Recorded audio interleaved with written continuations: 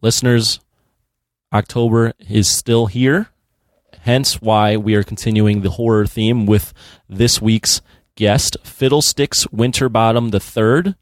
Yep, that's his real fucking name. Don't question it. And he's a longtime listener and fan of the Jock and Nerd podcast. He is the creator of the Chamber of Chills private Facebook group, which is a Facebook group for horror movie fans. And on this episode, we talk all about the late 1970s, early 80s slasher film genre. We get real deep into that. We talk about the golden age of slasher films from 1978 to 1984. Don't quote me on that. We'll find out more in the actual recording of the podcast of what those dates are. Definitely wanted to dive into that because, again, Halloween-themed October, and now you're going to check it out. This is the Jock Spin-Off Show.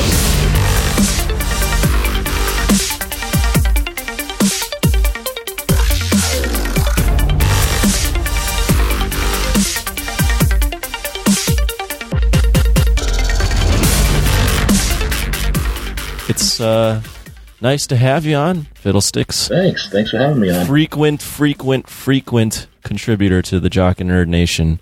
Yeah, and I don't know when you're going to air this, but it's probably going to be pretty close to your 300th episode, so congratulations on... Hey, thanks, man. Yeah, this will go out, so we're recording this for anyone that's listening. We're recording this on October 19th, Saturday. It'll go out sometime next week, so...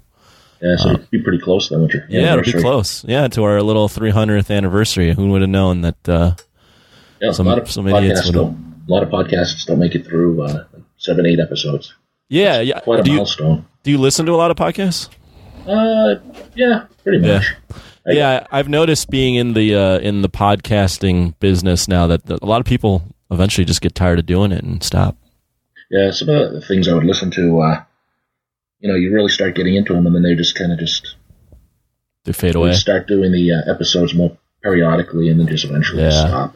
And that's the thing I've noticed about doing our show is that you just got to be consistent to make it like a habit. Because if you don't, I've noticed that too, where a decent podcast will start, like some startup podcast will start up, and they'll be consistent for like maybe 2 months, and then you see an episode come out 2 months later, and then another couple 2 months later, and then it just fades away. Right. I know that's one thing about Jock and Nerd, too, is it's like every week there's something there. Sometimes more than just a 1 week show. You get all the other content in there, and it's pretty impressive. Yeah. A lot of work there goes into that, I'm sure. It's all Imran. I don't do any of it. I just sit here and record and talk for a little bit. So I have the easy part, and Imran has the hard part. So I don't know. He does that, and then works a full-time job too. Yeah. He does. He's crazy, man. But let's not. I don't want to focus on Imran. He kind of sucks. So okay. It's me and you. All right. And I wanted to have you on. First off, we gotta knock this out right away. Why did your parents name you Fiddlestyx Winterbottom III? It's just named after my father. Nice. How'd you come up with Fiddlestyx? I'm not even sure. It originated, I think somebody just said, "Hey, Fiddlestyx" to me, and it just kind of stuck with me. And you liked it? Yeah, but it wasn't even something I was using for years. So it was just something that's, in the background. And so I was using that, and I was actually Fiddlestyx Winterbottom. Oh, geez. But I was on another podcast, and they were talking about me, and they misread it, and they read it as Winterbottom. And I kind of like that. The frozen tundra of Fiddlestyx Winterbottom. There you go. Yeah. Well, it works. I mean, it's certainly a distinctive name. It just seems like something that would fit for Wisconsin as well. Yeah, absolutely. So the reason I wanted to have... Me and Fiddlestyx have been talking about doing this show for a bit now, but we wanted to wait till October because it would only make sense to do a show about horror movies in October. You wouldn't want to do that in the summer. That's kind of stupid. I don't understand why they release horror movies in like any other time but October, by the way, just for what it's worth. Unless they're like themed around holidays. Right. But yeah, so Fiddlestyx created his own little group called the Chamber of Chills, which is a private group, which if you're a fan of horror movies, you should definitely join that because Fiddlestyx posts content literally every day, all the time, and he knows his shit.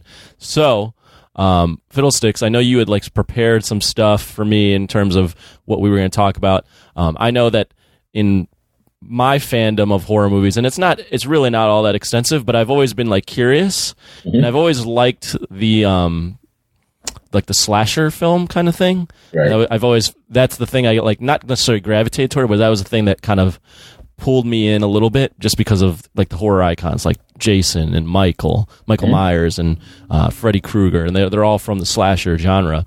But when did this all start? When was the slasher genre?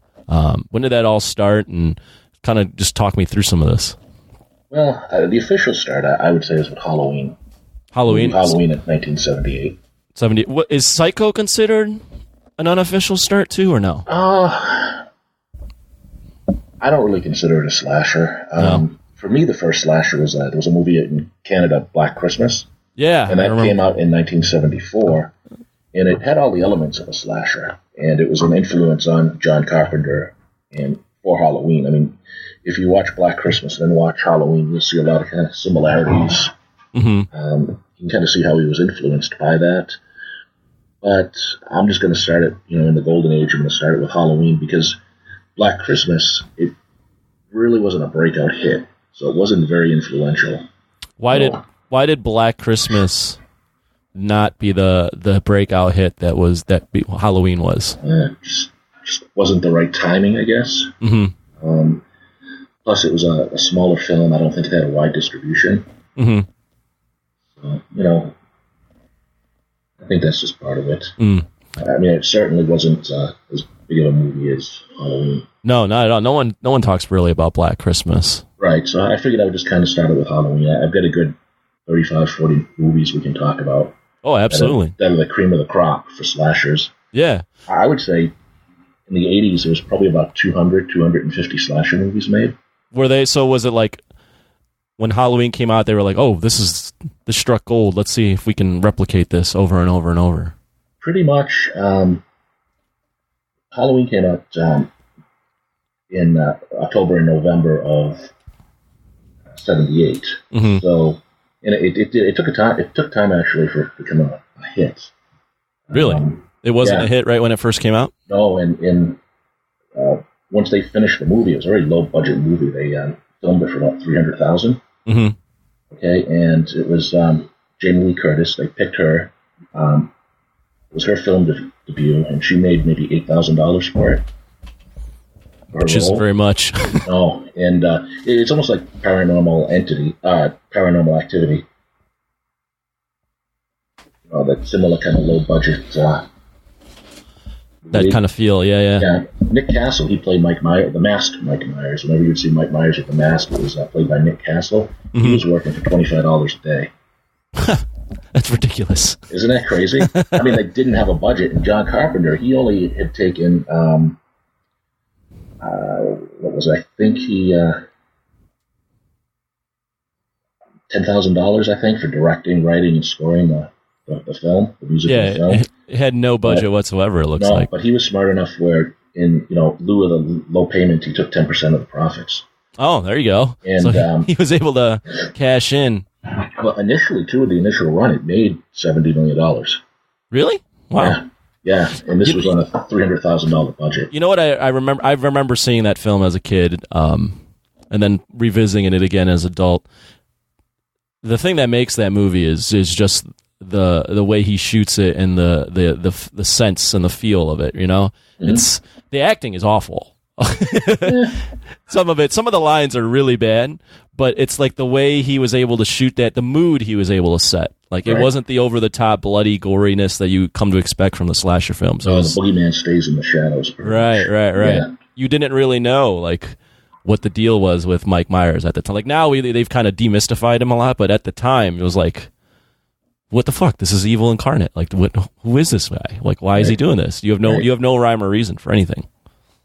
Yeah, they kind of spoiled it later on when they actually, kind of made them related and stuff. All that stuff sucked. Because originally it was just, basically it was just a random thing. He escaped from the sanitarium, and came goes home on a killing spree. Right. Stalks a babysitter and her friends. Right.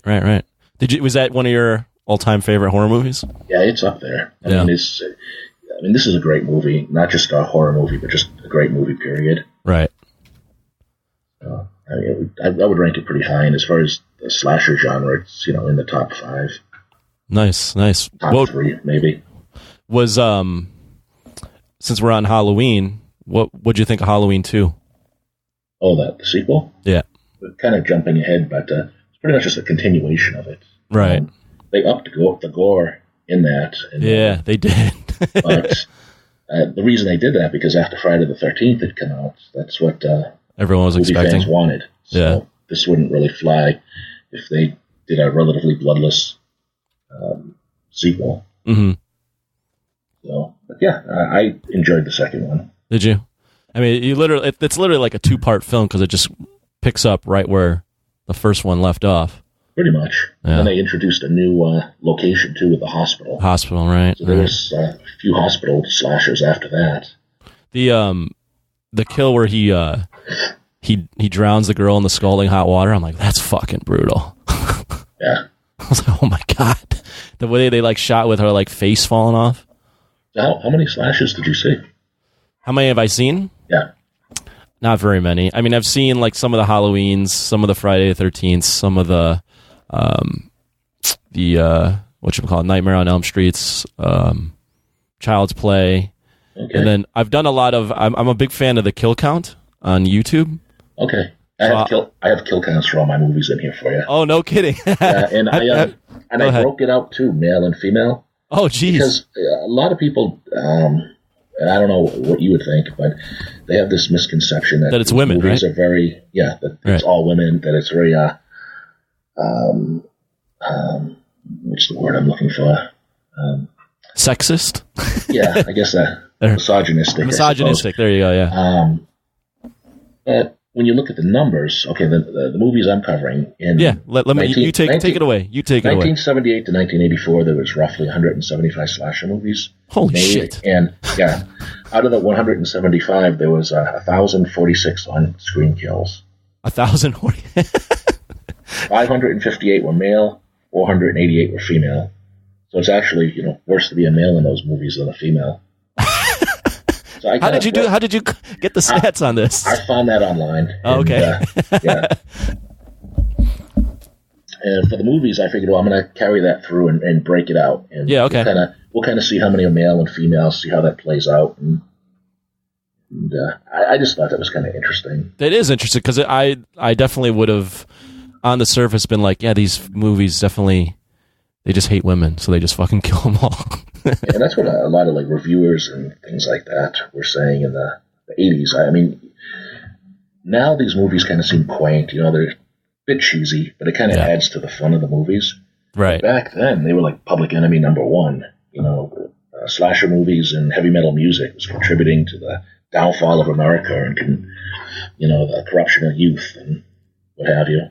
You're absolutely right, though, when you look back on because I'll look back and you can easily find the kills on YouTube. Mm-hmm. I'll look back on them and go, man, we were really people were upset about this? This is so cheesy. Yeah. Now the movies are, what you'll see for a rated R movie is a lot worse than this. Yeah, way worse. And after Friday the 13th, the MPAA really cracked down, so there were a lot of movies that really had to get trimmed. A lot of the gore was trimmed off. Oh, really? Yeah, I remember hearing that too. Yeah. Otherwise, they would have been rated X. And if you get a rated X back then, instead of playing at maybe 1,200 movie theaters, you'd probably be reduced to playing 50 or 60 porno theaters. Oh, God. Yeah, that's basically kills the film. Exactly. Yeah. And there were some movies that went out with unrated ratings. Yeah. But again, it really limits the distribution, so they were surprisingly, they still made quite a bit of money with limited distributions. Have you seen all the films that you're referring to in this, in what we're talking about? The ones I'm referring to, yeah. Okay. I've seen them all. And most of these I've seen in the theater when I was a kid. Really? Yeah. So for me, seeing it at 12, 13, I don't know, I think I view it a little different than somebody that maybe sees it as an adult. There's that nostalgic factor. Mm-hmm, mm-hmm. So my grandmother of all people would bring me and my cousin to see these movies. Did you guys have the interest, or did your grandmother just be like, "Hey, I'm taking you guys"? I'm thinking it was us. So even before the slashers in the 80s, we were going to movies in the late 70s, so we were seeing a lot of sci-fi things, Alien and that sort of stuff, and so we'd seen other horror movies. Alien's kind of a slasher film too. Yeah, sort of. Sort of. So, and this was the hot thing, especially in, there's a lot of movies I have in here in 1981. We'd seen all of those in the theater. And so I have a lot of fond memories. There's a lot of boobage in these movies. So that's fun. My grandmother would sit in the middle between us and my cousin. Mm-hmm. And it's funny that nobody was really concerned about the violence, but if there's a boob flashing on the screen, her hands would be going on her eyes. I don't know if you can imagine that. We're sitting there and you get two arms stretched out, blocking our eyes. And of course, we're squirming, so we're seeing some things. But it's just amazing that, that's the concern. But not right, not the violence, right. Yeah. Let's block your eyes from things you'll probably see later on in life, but violence, you're good. It's whatever. Yeah. And that's really the perfect age to be seeing that too. It really is, right? Yeah. So because it's kind of like a little taboo, but it's not like you're not doing anything too bad, but it still feels like you're doing something a little wrong watching the movies. Yeah. So what's what are some of the films you got on the list? Oh, we'll get to that. So how would you define a slasher? Like when you think slasher, like how would you define that? Oh, definitely. So all the tropes, right? So you have some sort of stalker killer, and people are going picked off one by one in some sort of brutal fashion each time. And sometimes there's a mystery around who the killer is or why they're doing it or something like that. A lot of slasher films I've noticed are based around some sort of theme, right? Either a holiday, or maybe the killer has a theme, some sort of weapon he likes to use or something like that. Right. A lot of the times there's like a past event that happened to the killer, and years later he's looking for revenge. Some sort of traumatic event, and a lot of times it's the tropes are the people that are doing bad things are the ones that get picked off. So the ones that are having sex or just bad people. Originally that came from Halloween, right? Trope, right? But John Carpenter said that really wasn't his intention. He wasn't trying to demonize sex or anything like that. It just that's just how it was interpreted. He kind of thought that when young kids are thinking, they're preoccupied about sex, they're more carefree and they're less careful about what's going on around them. That's true. That's why they were killed off. He wasn't trying to make any kind of moral statement or anything like that. But then it just kind of stuck, huh? Yeah. Yeah, that's the thing. And then a lot of stupid decision making, right? So people do a lot of dumb stuff to get themselves in a situation where there's obviously a killer, and they're putting themselves in a situation where they're going to get killed. Yeah, that'd be mine. How would you define it? That's pretty much it. You pretty much have it. And for me, most of these slashers have a final girl. Yeah, usually 20, some sort of like of the film where you've some sort of virgin girl, right? Or an innocent girl. So there's one on the list too that actually has a final boy rather than the girl. They kind of switched it up. That's strange. It's usually always the girl. Yeah, so they're trying to be different. Yeah, I think part of the appeal for me too is the whole game of cat and mouse between the killer and the final girl. Right. It kind of keeps you suspense. There's a lot of kind of jump scares. Well, and also the appeal of that. I mean, obviously, a man versus a man isn't as terrifying as a man stalking a woman, right? Like a woman physically isn't going to have as much. She might not be able to hold her own, so that's scary. I do like I also kind of like at the end sometimes, how they come up with how the girl's going to beat the killer, right? Like how she's going to either kill him or defeat him or something. Right. I like the creativity in that. So, yeah, that's enough. Very creative. The kills are creative, and they're just very, very creative movies, I think. It's just part of the fun. So, and of course, as they went on, they had to keep upping the craziness of the kills. Yeah. I saw some of the kill counts on like Halloween and Friday the 13th, and towards the middle and end, there was these kills are getting crazier and crazier. Yeah, Halloween didn't have too many. There were 5 altogether. Right. I'm saying like the films in the future. Oh yeah. Halloween, the first Halloween, the kills weren't all, and none of them were creative. No, it was pretty much all just pretty standard. How you would kill someone. That might make it actually scarier, I think. Yeah, right. Yeah, because they once the kills get a little too like zany, it kind of takes the realness out of the movie. Right, and a lot of the earlier ones are more real. Yeah, and as it went on, you started having like supernatural elements added to it. Mm-hmm. Like the Nightmare on Elm Street franchise that just kept getting kind of crazier. Right, after the first one, and I still enjoy them a lot, but they're not as realistic. Mm-hmm. So you're kind of watching it for a different reason. It's more almost comedy. Right, yeah, especially with Freddy's jokes throughout the film, or mm-hmm. his dark humor. The first one was pretty terrifying. Yeah, when he's fucking dragging the girl all around the ceiling or whatever. Mm-hmm. That's fucking insane. So I get a story about that, but we'll save it to the end because that's one of the last ones. Okay. So about the origin of that. Mm-hmm. As we talked about Halloween, and I was going to say Dr. Loomis was played by Donald Pleasance, mm-hmm. and he had the biggest salary of the bunch for $20,000. He was the biggest name, right? Right. Did you know they offered it originally to? You know who Peter Cushing is? I do. And Christopher Lee. No kidding. They were both offered it, but they turned it down because of the low salary. Mm-hmm. And then later on, Christopher Lee had told Carpenter it was probably the biggest mistake in his career that he made, just turning that down. And Donald Pleasance became almost as indoctrinated in that franchise as Mike Myers. Right. Until he died. I don't know if I can imagine Peter Cushing or Christopher Lee playing the role. No, Donald Pleasance killed that. Yeah. So that might be a fun fact you didn't know. No, I didn't. So you know about The Mask? I know it's origin of The Mask. It's William Shatner, right? Right. Yeah. A lot of people don't know that. They picked it up from the store and cut out the eyes and dyed it white or painted it white, right? Ooh, so you know your stuff. Yeah, man. Halloween at least. Okay. Yeah. We'll see about the other stuff. So yeah, it's not really obscure. A lot of the things I have on here were pretty big hits.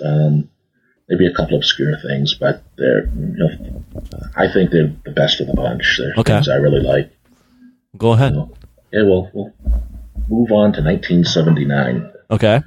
And there really weren't too many slashers in 79 because after Halloween hit it big, a lot of companies kind of just rushed into trying to produce these, but it takes time to, cast and film and whatnot. So a lot of them didn't hit the theaters until 1980. But a couple of decent ones. There was one called Tourist Trap. Tourist Trap. I mean, I'm Wikipediaing this one right now. Okay. Tourist Trap. Tourist Trap the film. Okay. So weird looking cover right here. What's that? Weird looking cover. This guy looks like he's Phantom of the Opera. Yeah, it's a museum full of mannequins. Oh, okay. And the killer's amongst the mannequins. I don't really want to spoil these. Yeah. People that haven't seen it. I know you haven't seen it, so I think with some of these, I'm just going to kind of build it up with the beginnings, or just give you a general plot. Go ahead, and we'll kind of talk about it. But the star of the movie is Chuck Connors. I don't know if you ever heard of the Rifleman. No, I haven't heard of it. It was a long-running TV show, so he was a pretty well-known star playing a creepy role. And it also had Tanya Roberts. Tanya Roberts, Bond girl. Okay. Google this stuff from View to Kill, and then she was Midge on the '70s show. No kidding. In Charlie's Angels. Huh. So there was a lot of celebs in these movies that were they either get their start in the slasher films, or it was one of their very early films before they became famous. No kidding. So I don't know if you want to talk about that now or later. Well, whatever. It's your show, buddy. We'll save it for later, I guess. Yeah. So yeah, this is a pretty good one. Good kills. It's just it's really creepy with the mannequins, and the ending's pretty strange. Yeah. So they remade this with House of Wax with Paris Hilton. Oh, is House of Wax is Tourist Trap? Pretty much. They named it after the Vincent Price film, but the film kind of follows this. Got it. Plot, so it kind of gives you an idea, but. A low-budget film. They actually gave it a PG rating. What the? Really? Yeah. Why is there not a lot of blood? No, it's pretty violent, but for some reason they gave it a PG rating. I think they were more lax then, until it didn't really become a big hoopla until the 80s, like 1980. Once Reagan was elected, you had this new conservatism in America. And then at the end of 1980, when John Lennon was killed, that really upset a lot of people, a lot of anti-gun, anti-violence protests and things, and they just felt these movies were really playing into a lot of that. So, but before that, it didn't really seem to be an issue. Where would you rate Tourist Trap? This is like an underrated gem. Yeah? As far as slashers go, I'd probably give it a 7.5. All right. Rating. Okay. And Halloween, just to kind of to set a standard. Yeah. That'd be a 9.5 as far as slashers go. Okay. I kind of stay away from 10s. Yeah. Well, nothing's perfect. Right. So that's pretty much the top. Okay. This just has a very creepy atmosphere. It's a very creepy film. Mm-hmm. And it's filmed in 24 days, and the budget was like $800,000. Jeez, they did turn these around pretty quick, huh? Yeah. Yeah. That's why they were like churning them out when the peak, like in 1981, there was one coming out at least once a month. and I'm just sticking to North American films, the ones that came out in America, and there were a few produced in Canada. They were doing these movies overseas as well. I mean, even South Africa had a slasher film. Really? Yeah. I didn't see it myself, but I mean, it was just all the craze, huh? Mm-hmm. It's like today's MCU almost. It's up there. It's MCU is so much more involved in terms of the budget. Oh yeah. Yeah. So what they turned out with such low budgets, and like I said, $800,000. That's relatively high compared to some of the movies that came out. Right. So, have you ever heard of When a Stranger Calls? I have. That one I've heard of. Have you seen that it? one? I've seen parts of it. That one's a creepy fucking movie. Yeah, the opening 10-15 minutes. Mm-hmm. That's probably one of the scariest openings in any movie, I think. It's the random fucking dude calling them, right? Mm-hmm. Yeah. That's a fucking good film from what I've heard. Yeah. Yeah, they it's partially influenced again by Black Christmas. Mm-hmm. And then there's an urban legend from the 60s about the babysitter and the man upstairs, which has the man calling the babysitter on the telephone, check on the children, which was pretty much the beginning of this film. Oh, because in Black Christmas there was a phone call scene, right? Mm-hmm. Yeah. So in Scream, you see the Scream franchise at all? Oh yeah. So the beginning of Scream is kind of an homage to this one. Right. With Drew Barrymore. Drew Barrymore, yeah. So this is a good one to check out too. It had a pretty small kill count. I think it was just like 2 kids killed off screen. Really? That's it? It wasn't really a kill count movie. It was more suspenseful. It was the cat and mouse game more so, right? Of the dude being in the fucking house. Right. Yeah. So there was a remake too. Well, there was a sequel TV movie made in the 90s, I think, When a Stranger Calls Back. Mm-hmm. And they remade the movie in 2006. I feel like a lot of these films got remade in like the mid-2000s. I think most of them have. Yeah. A lot of them aren't as good as the original. Some are actually pretty decent. I don't know. Have you seen any of the remakes?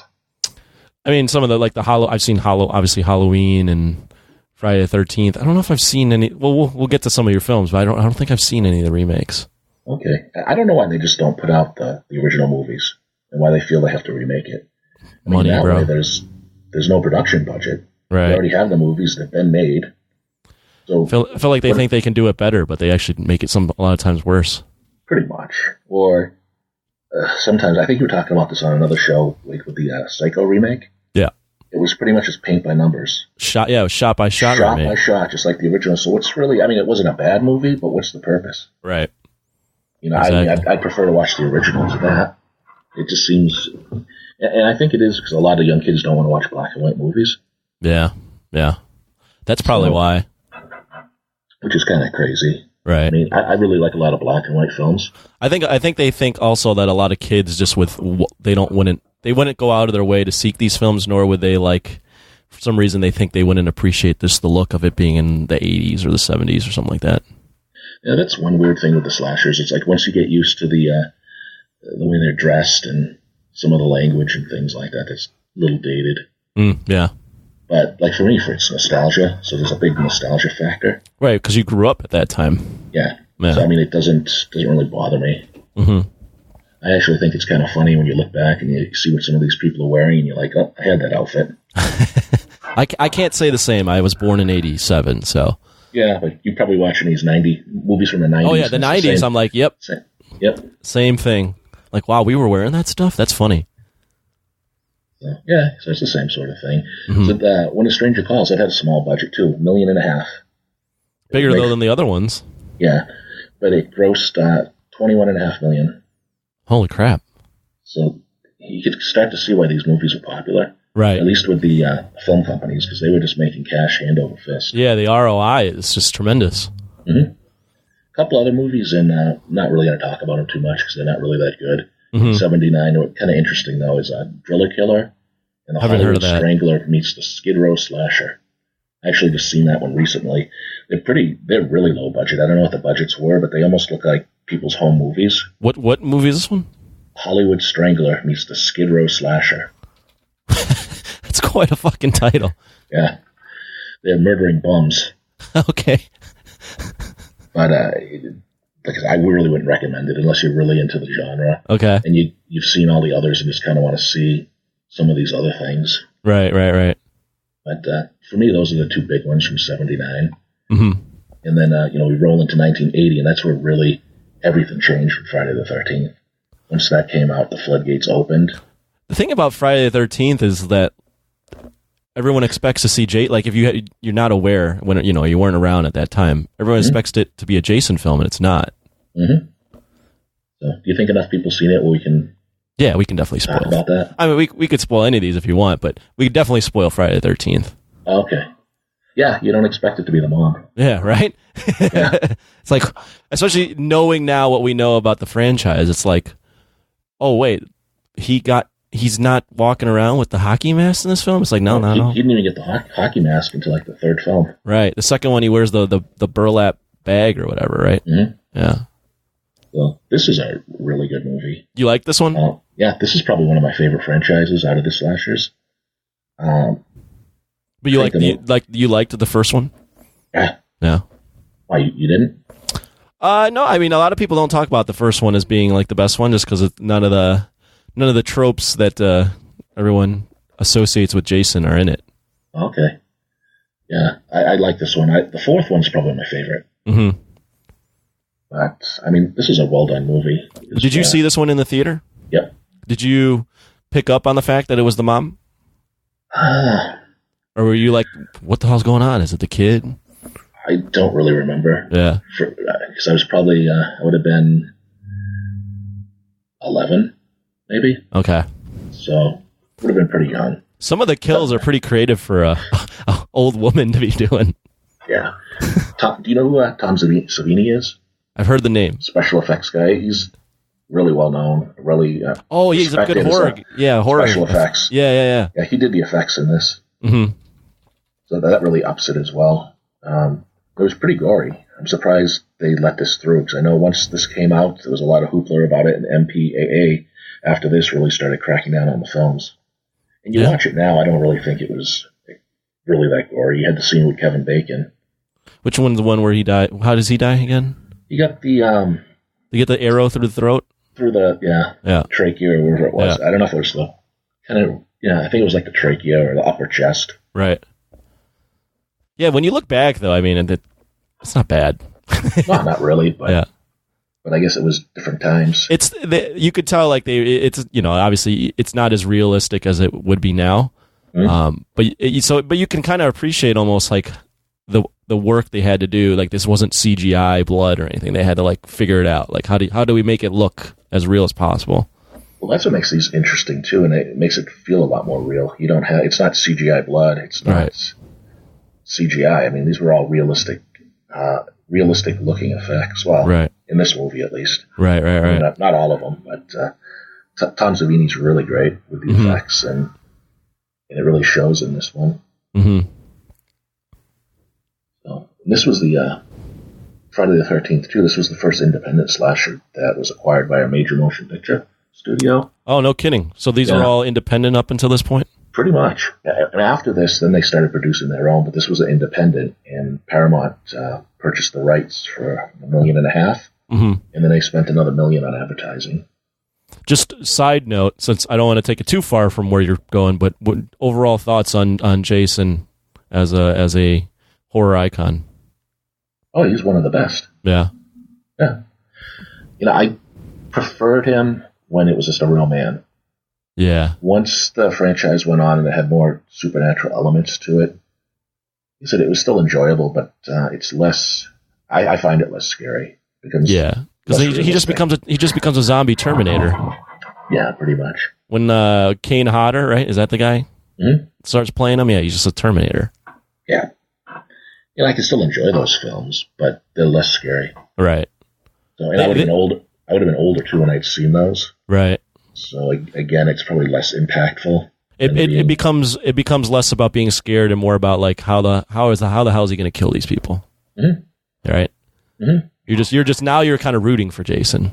That's what I was just going to say. And in the beginning with these movies, you're rooting for the final girl, but it got to the point towards the end where you start rooting for the killers. Yeah, that's kind of twisted.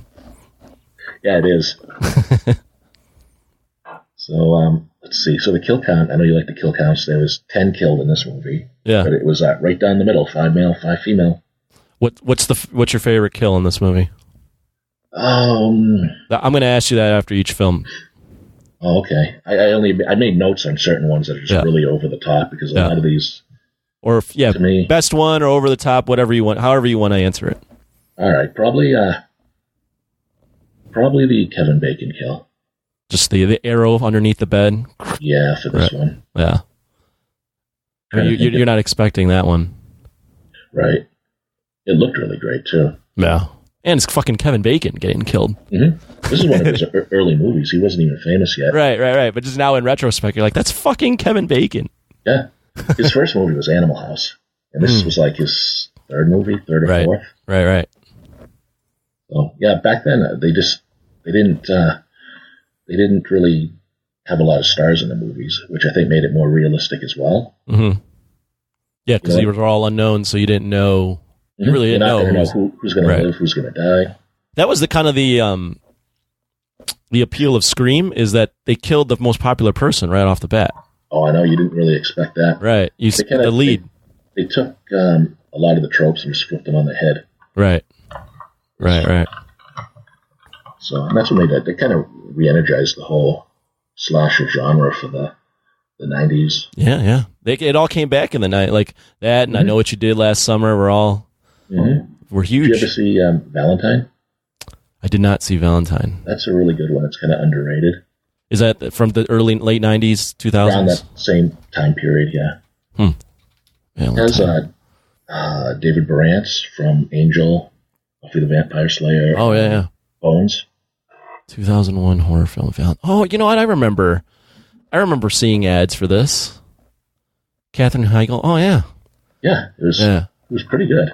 Was it? I think it kind of slipped under the radar, though. I don't think it really pulled in. No, it didn't hold obviously like Scream or even I Know What You Did Last Summer. Mm-hmm. Yeah, it started, the fad again started kind of fading away. It was kind of on the back half of that. Mm-hmm. But I really enjoyed that one. What was the gimmick? Just it being around Valentine's Day? Mm-hmm. Yeah. Yeah, let's see. The killer, when he was a kid, I'm trying to remember how this goes.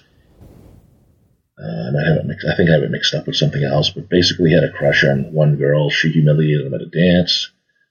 He held on to that ever since. I think they were making out under the bleachers or something like that, and then they were caught.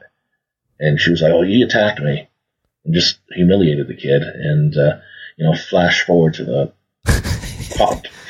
college. Yeah. And it's Valentine's Day, and these girls start getting gifts from the killer.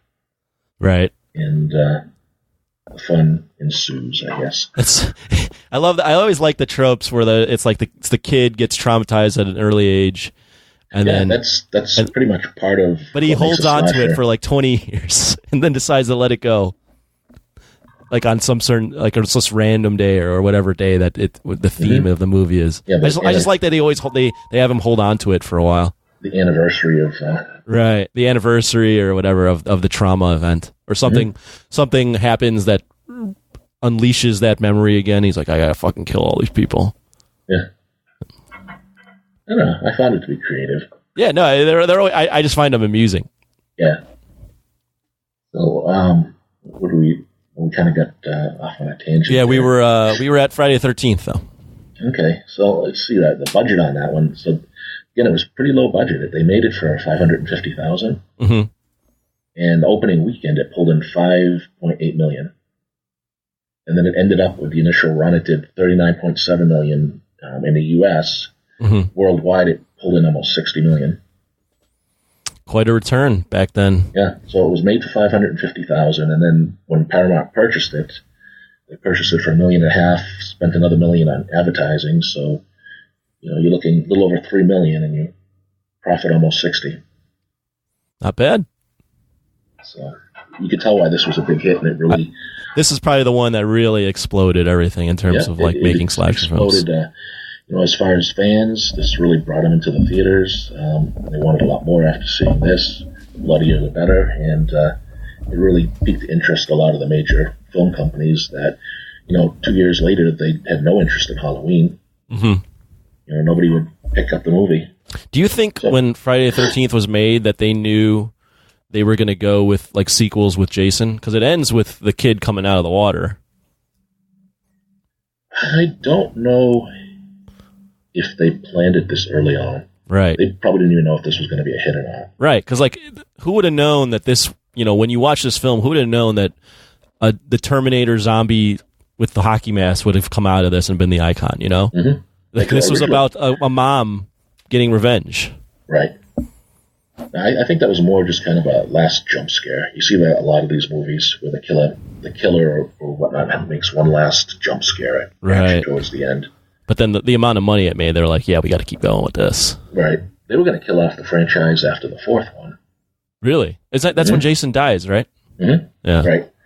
And that just made so much money that kind of killed those plans. But then they made that stupid one where it was like it wasn't Jason, right? Right. Yeah. Yeah, that was the next one. Yeah. And then the sixth one is when the lightning hits the grave, right? Yeah. Yeah. Oh, you know your movies. Yeah, man. That's why we're chatting. I wasn't sure how much you knew. The big ones, like I said, the big ones I know. Like when you mentioned A Stranger Calls, I knew about it, but I haven't seen it. I knew like what the kind of the idea of the plot. Okay. Like Black Christmas had didn't it have Superman Lois Lane in it? Margot Kitty, is that her name? Yeah. Yeah. She gets killed with the fucking she gets stabbed with the Christmas tree, right? I think so, yes. The glass Christmas tree ornament or whatever. Mm-hmm. Yeah. So did you see that? I watched a lot of the kill count on YouTube. Well, you're seeing probably the best of it then. Yeah, yeah. Where they run through all the kill. The kill count. Have you seen those videos? Yeah. Yeah. For those that don't know, the kill count. I really enjoy this YouTuber, but he basically runs through the entire plot and then just shows you the kills. Well, there's a few people that do that on YouTube. Yeah. With kill counts. Oh yeah, I mean it's a fun little thing to do because all these movies have awesome kills. Well, a lot of the times too, if I haven't seen a movie and I'm trying to decide if I want to watch it, I'll watch the kill count. Yeah, just to be like, if it looks interesting. Right. Then it kind of spoils it for you too, I guess. It does spoil it, but it's still fun. Yeah, I don't really mind spoilers that much. Not at this point. I mean, at this point too, the movies have been around so long. You're watching these more for like the vibe and like we talked about, the appeal of slasher films is like all the other stuff around it, not necessarily the plot. Mm-hmm. Yeah. So have you heard of Prom Night? I have. You see that one? I haven't seen it. No. Okay, so that was probably that's the next one on my list that came out in 1980, and that brings back Jamie Lee Curtis. Oh, what the fuck? So, yeah, she's in that, and you know the Brady Bunch, right? Yeah. Okay, I don't know how much TV you've watched, and oh yeah. So Jan from the Brady Bunch, Eve Plum, she actually auditioned for the role that Jamie Lee Curtis had gotten. No kidding. So I don't know if you could picture her in a slasher. No, I can't. So what'd you think of this one? It was good. I think as I was ranking things, Friday the 13th, I put that up 8.5, 9. Mm-hmm. It's pretty high. What about Prom Night? 7. What's the gimmick in this? All right, so it starts in the past. I think it's like 1974, and there's a bunch of 11-year-olds playing hide and seek. Mm-hmm. And there's a little girl, and she wants to join in with the group, but they start teasing her, and she accidentally falls to her death through an open window. So the kids all kind of get together, and they make a pact not to tell anyone about what happened, keep it secret. And then 6 years later, the girl's family, they attend a memorial on the anniversary of her death, mm-hmm. and it's also prom night. Mm-hmm. And then the kills start. And that takes you into the movie. So it's a mystery on who this killer is. Yeah, a lot of these are kind of like whodunit, who's the killer. Right. That's why I kind of worded things sort of carefully so you don't really... Right. If you someone watch watches these, I don't want to spoil it for people. Right. What's the best kill? Okay. For me, let's see. That's not spoiling too much. One kill is not spoiling too much. A lot of axings in this and axings. Throat slits. But good old-fashioned throat slit. I think maybe the one in this is a nurse. She gets sliced with a glass shard. Okay. As far as being creative. Yeah, the other ones, it's like an axe. Axe, right. Mm-hmm. So nothing too creative. They didn't really start getting super creative until a couple years later, maybe. This is still like the early genre. Mm-hmm. Right. Is this one particularly bloody? Not by today's standards. By then, yeah. Yeah. There was, there was 8 kills in it, and mm-hmm. 3 were male, 5 were for female. Oh, this one hates women. Yeah. Kind of close. It's kind of close there. Right. Oh, yeah, you might think you know who the killer is in this too, but I think it kind of tricks you. Is it a good trick? Expecting. Yeah. Yeah. It's a decent movie. Okay. That might be one to check out too. Mm-hmm. This was made, again, they filmed this one in Toronto in 24 days, and it had a $1.5 million budget. Mm-hmm. And that's Canadian, so I think that's less than American money, but it turned around and made $14.7 million in the U.S. So again, big hit. Right. Another good return. Yeah. So I know you like you always talk on the Jock and Nerd show about the budgets and things. The budget, like that, yeah. How much they make, which I always find pretty fascinating. It is, because you look at it like nowadays, how much money they're pouring into films, and then you just rewind now 30 years to this, and you're like, geez, that's all they were making these films for? That's the way to do it, because you don't need, they're making hand over fist with, $14.7 million. Doesn't sound like a lot now. And these aren't inflated for, I didn't adjust these for inflation. Like inflation would inflate these a lot more. Right. So, still quite a haul to be making in. Mm-hmm. So, if you heard of He Knows You're Alone. That one I don't think I've heard of. I'm going to Wikipedia it as we go. A young bride-to-be stalked by a serial killer in Staten Island. How's this one? It's so-so. I included it for a reason. Why is that? It's the feature film debut of Tom Hanks. There's a little role in it. Really? Yeah. Another big-time actor in a little role. I got quite a list of big-time actors that played in these movies where, mm-hmm. I don't know, we can do it now, we can get to it later. Yeah, whatever. It's funny, though, like, a lot of these guys probably, like, just assuming, they would probably be like, you wouldn't, you'd almost, like, look back on those and be like, I wouldn't have ever expected these guys to be in these films. You have to wonder, too, it's like, okay, where would Tom Hanks be if he didn't get his start in this? This was, right. I think it was just before Booze and Buddies, mm-hmm. the television show. Mm-hmm. So you kind of wonder if he wasn't in this, would he have been discovered? Right. And then think of all the movies we wouldn't have had Tom Hanks. Yeah, exactly, right. I love Tom Hanks. He's great. No Saving Private Ryan. No, none of those. No Big. Yeah. Oh. Is that a ghost in the background? Somebody on a motorcycle. Yeah, it sounds like a wailing. I was like, I couldn't distinguish the noise. It sounded like a ghost. Yeah, it's what you want it to be. Right. Hey, speaking of ghosts, did you get that audio from the Ghost Hunter from the last show? Oh, yeah. I listened to it, so I would point you to just go to his website. I think it's the deadspeak.net. But yeah, you can hear it. What did you think of it? I thought it was a little creepy. Okay, it's tough to really know. I mean, some of it, like the thing is some of that audio, it's creepy as fuck for sure. But it's also telling you what you should be hearing. So like I forgot exactly, but the words are like spelled out there, like "come here" or something like that. So then like you're listening for that. So you're listening for it, and your mind may be playing tricks on you. Right. It's kind of like the whole thing with subliminal messages in music. Exactly. Have you ever heard that? Where you're listening to it, you don't hear it until somebody tells you what to listen for. And you're like, yeah, I guess it kind of sounds like that. Right. So it's tough. I mean, I definitely I enjoyed having him on, and I enjoyed listening to some of that stuff. Yeah, it was an interesting listen. I was really hoping to hear the audio.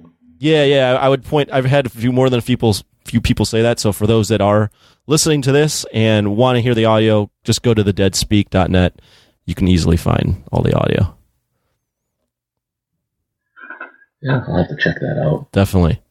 So, yeah, I mean, this is a movie to check out. You know, it's not bad. I'd rated it 5.5, 6. Mm-hmm. And is there a favorite kill in this one? I got to think about that. Well, the kill count, they had 9 kills, 3 male, 5 female. So again, it's not really that lopsided one way or the other. Mm-hmm. And I think I'm trying to like replay the movie in my head. So I didn't make notes on all the actual kills and all of them. If you can't think of one, we can move on. I'm just gonna. Okay, we'll move on then. What's the next one? Next one is you might like this one, Terror Train. Also with Jamie Lee Curtis. What? She was the Scream Queen. Yeah. She's been in a lot of movies. Terror Train? Terror Train. It's pretty much a college party on a train. They could remake this and have it at Coachella.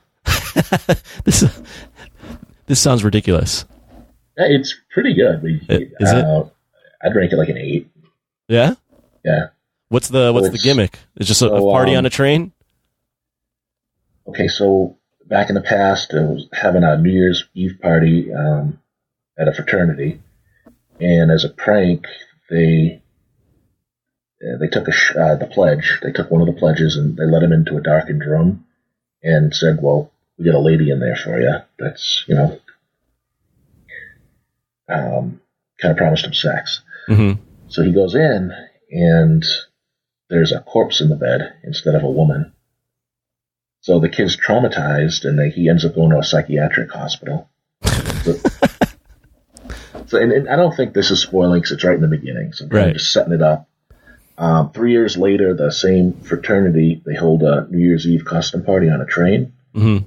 and the killing starts. Huh. I see the poster's got a dude in a Groucho Marx mask. Mm-hmm. Is he wearing this the entire fucking film? No. Okay. Sometimes the posters are kind of misleading. Mm-hmm. So it's one you want to check out. Yeah. So, but yeah, it'd be pretty funny if they remade that. Yeah, like they could. Rave. They could. So maybe Jock and Nerd needs to push for that. Pony up some funds, and we can make our own. Make our own movie. Make our own We'll make our own slasher film in the midst of a mm-hmm. festival. Mm-hmm. That'd be so good. This one, okay. So there were 11 kills in this, and they were all male. Oh, what the fuck! This one hates men. Yeah. So it kind of debunks the theory that it's only women getting killed. Is there a favorite kill in this one? A lot of sword kills in this one. They were pretty good. There was a magician. What dude's using a sword? Where does he get a sword? Mm-hmm. Well, you got to watch it. Let's see.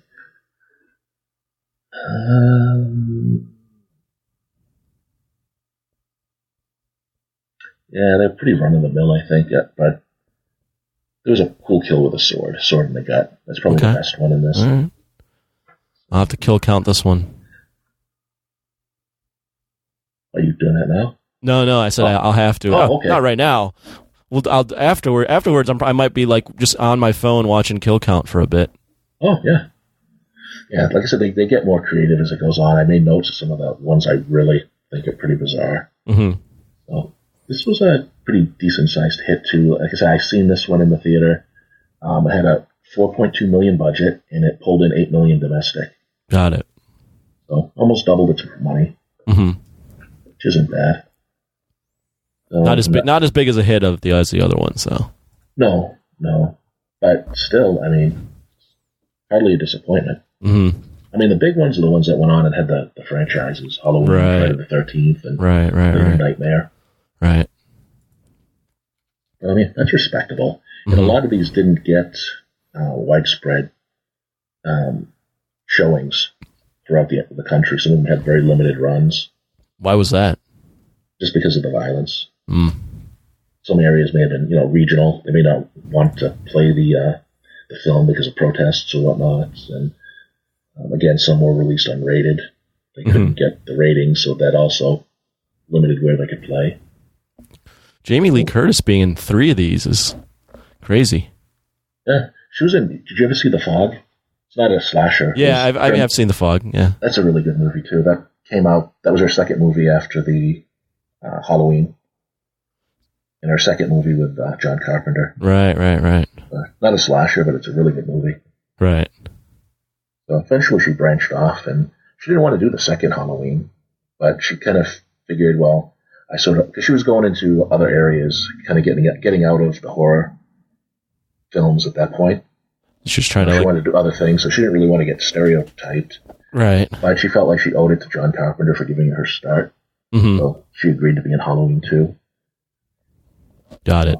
One last movie for 1980 is not that good of a movie, but it's kind of creative. I think the plot's kind of creative. It's New Year's Evil, and it was released in December of 1980. And there's a Los Angeles new wave punk host, and he starts getting these phone calls from the killer, and he threatens to murder a person, every hour as New Year's Day hits at each time zone. So 24 kills? Yeah. So they have to stop him before, he goes about his plan. It was really low budget. Like, I couldn't even find budget information on this. But watching it, you could tell it was a really low budget movie, but it was pretty decent. Was it good? So, yeah. Seems like a cool gimmick. Yeah, the gimmick is the coolest thing. Probably like a 6 out of 10. Good kills? Pretty decent. Yeah. Like I said, it was low budget. Yeah. And it kind of looks that way. It probably looks a little dated, I think, now, too, compared to some of the other ones, but it's worth checking out. So they had, his first kills, there were 7 killed in this one, 3 male and 4 female. So they're pretty... close. So you pulling up the poster, you see the killer's mask? Yeah. The poster I have is this dude ripping through a December calendar. Okay. Yeah. It looks like Norman Bates holding a fucking switchblade. Yeah. Yeah, I think it's mostly just stabbings in this. I'm trying to think. Probably there was one guy strangled to death, a woman who was strangled to death with a plastic bag over the head. That was probably, other than stabbings. Like I said, they were pretty much just run-of-the-mill at this point. They were more just realistic, so nothing, nothing super exciting. Okay. And then, so after this, we hit the peak. 1981 is really the peak. This is where I have most of the movies. A lot of the things had already been in production, and now they're hitting the theater. And at this point, they're very popular, so they're making a lot of money, and it's really the peak. So more and more companies are jumping in the bandwagon, putting out movies, and a lot of these are probably the ones you've heard of. I think they seem like they're some familiar titles. I'm going to start with one. It premiered in New York City in January. Maniac. I don't know if you've... Maniac. No, I haven't heard of that one either. No, this is one that they released it unrated. It had like a $350,000 budget, and it looks it. It's just very gritty. I mean, they couldn't even get... The budget was so low, they couldn't even get permits to shoot in New York, so they had to kind of film guerrilla style. This was listed as video nasty. I'm looking at Wikipedia right now. Oh, yeah, in England. I don't even think they would release it in England. Mm-hmm. It was pretty much just a serial killer running loose in New York, scalping young women. Scalping everyone? Scalping women. Oh, my God. There's, let's see, 8 kills, 3 male and 5 female. There was one kill where he... might be the best one. Well, the ending is just crazy. The kill is crazy. I don't want to talk about it though, but one of the kills I like, it's almost like Son of Sam, almost influenced by Son of Sam. He had a couple there driving down the road. He jumps on the hood of the car and he just shotgun blasts the boyfriend in the head. Oh fuck! It's pretty. It was just very gritty. It looked very realistic. So I could see why people would be upset by this. I think like Gene Siskel, he actually walked out on this movie.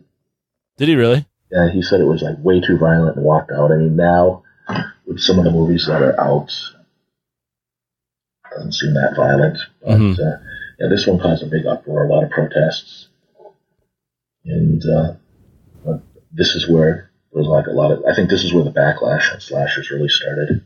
Was it just because of like how brutal it was? Yeah, pretty much. Yeah. So, and again, they said, the violence against women, but 3 males were killed too. It was 3 men, 5 females. So, right. Everybody's getting killed. Yeah, everyone gets an equal chance to die in these films.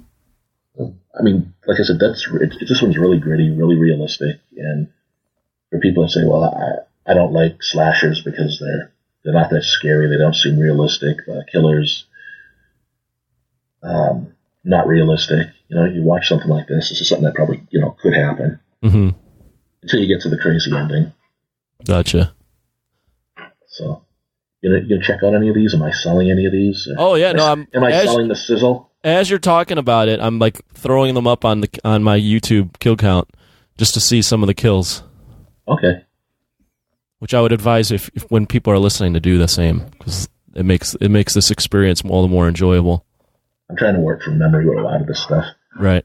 The fact that this is all in memory is kind of crazy too, by the way. Yeah, I made notes with the amount of the kill counts and the dollar amounts. That I don't have in memory, but right. A lot of this one I didn't actually see in the theater. I didn't see this one until I was older. Because I don't even think this played in my area. Yeah, I'm looking at this one's kill count. This does look pretty fucking brutal. Okay. Oh, flash forward to the end if you want to see what you think. Oh, what the fuck? I believe those are hookers. They're like fucking mutilating him. It kind of reminds me of Walking Dead. They're like zombies. What are they doing? Yeah, they're getting revenge. Yeah, so the end of this guy is getting fucking mutilated by a lot of fucking people. I'll just say that. Mm-hmm. Yeah, that's where it kind of gets unrealistic. Savini did the effects on this too, so they're pretty decent for a low budget movie. Mm-hmm. The effects are pretty decent. Right. Did you see the shotgun? I did. That one. That's a good fucking shotgun blast. Yeah, that one stuck with me. That's probably one of my favorites in the movie. Yeah, these kills are pretty realistic. Good ass effects. And this guy looks creepy as shit. Yep.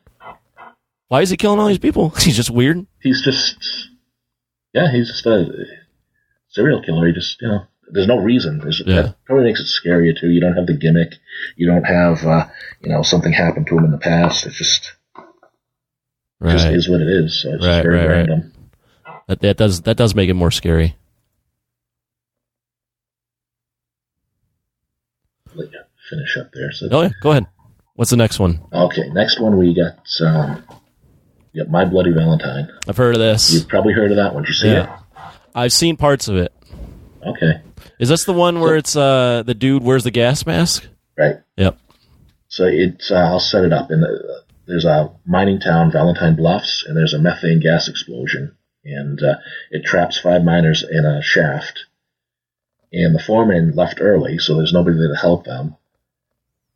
And he left early to go to a Valentine's dance. So 6 weeks later, there's one survivor from the accident, and they found him. He was rescued, and he survived by eating the dead coworkers, and he just went nuts. So after he was like in an institution, I think for like a year, and then he escaped on Valentine's Day because what's the chance of that, right? Mm-hmm. And he escaped, and he tracked down the foreman and killed him by cutting out his heart. And then he left a warning saying that if you ever have a Valentine's Day celebration again, the killings would resume. So 20 years later, they kind of figured the guy was dead, and they started preparing for their first Valentine's dance, and the killings resume. This one's based on around Valentine's Day, right? Right. Yeah, that's the other thing. Once with Halloween, they started doing it, and New Year's Eve, they started picking pretty much any holiday off the calendar, setting it around that. It doesn't work as well as Halloween. I guess. This is a pretty decent movie. The remake was good as well. Yeah, the remake was not all that long ago, I don't think. No, it's as far as remakes go, it's pretty decent. They made it in 3D. That's what I remember about it. Mm-hmm. It's fucking funny. With this one, they had to trim down the violence. This is Which one one? of the first ones. This one? Bloody Valentine. The 80s? The original, okay. The original. They had to trim it down because the MPAA wouldn't release it with an R rating. Oh, no kidding. They cut down like 9 minutes of footage. Mm-hmm. And I think eventually some of it's out on DVD now or on Blu-ray. They put maybe like 3 minutes back into the film, so I don't know what the other 6 minutes was. Mm-hmm. So again, this is around the time where they really started cracking down on these films. Sometimes, though, I think with all the hoopla around it, it just made them more popular. People had to go rush to see what was going on. Like when they started... What's everyone talking about? Yeah, when they started saying, like, this is too bad to be on in the movie theaters or something like that. Mm-hmm. Yeah. Did you see this one in the theater? Yeah, I did. What's the best kill? Okay, so this one had a pretty high kill count. There was 16. Oh, that's a lot for a fucking... Yeah. And that's a lot of killing. And 11 of them were male. And then you just had 5 females that were killed. Gotcha. So pretty high on the male kills there. This one is also... I remember this one being like a whodunit sort of thing too, right? Yeah. And it's not who you expect. Right. They kind of lead you to believe it's Harry Warden, the guy from the original accident. And, right. And maybe it is. Maybe it isn't. Who knows? Yeah. You got to see it. So let's see. Best kill count. I think I had one guy. They boiled his head with some hot dogs. Really? Yeah. This is so now they're getting like creative with this shit. Mm-hmm. Yeah. There's some. I'm trying to think of what else was in there. That does the dude wear the mining mask the entire time? Is that part of his gimmick? Part of the gimmick. I don't know if I think it might have been on the entire time. Okay. So I think that might have been the most creative one. Yeah. All right. What's next? All right. What's next? Oh, let's talk budget on this one. So they made it for $2.3 million, and they almost doubled their money with $5.7 million gross. Mm-hmm. But again, that was because of the distribution. Right. It didn't play everywhere. This one was made in Canada, huh? Yep. It was filmed in Nova Scotia. Oh, okay. Yeah, they actually it was at a mining site on site. So it's a pretty good movie. I would definitely recommend this one. It's probably a 7. Right. As far as slashers go. Next one is a favorite of mine, The Funhouse. Have not heard of it. Okay, this one's... The Funhouse? The Funhouse. Okay. Directed by Tobe Hooper. You know Tobe Hooper, right? From Poltergeist. Yeah. So, he did a slasher. That's crazy. Yeah. Oh, he did Texas Chainsaw, right? Right. Yeah. So this one's... You don't consider that, by the way, a slasher film? Texas Chainsaw? More like a proto-slasher, something that kind of influenced the slasher genre. Got it. Yeah, well, I mean, you could. Yeah, I'd say it's more of a proto slasher. Like, right. For this, we're kind of just saying it started with Halloween. There's been a lot of movies. I mean, a lot of Italian movies. There's German movies. Pete Walker was a director in England. He had a lot of movies that were very bloody, a lot of knife kills. There's a lot of in those exploitation films, right? Yep. There's a lot in the 70s exploitation films that kind of influenced a lot of this. Right. So they really pulled from a lot of different sources. That could be like a show itself talking about a lot of the influences. Right. There's these movies in Germany. They're German movies that were put out in the like late 50s, early 60s, and they were almost like Sherlock Holmes mysteries, sort of. They were set. It's kind of interesting because they're made in Germany, but they're set at Scotland Yard, and they're based on murder mystery novels by Edgar Wallace. Mm-hmm. And they were decent movies, but there was always like a gimmick. The killers always had some sort of gimmick.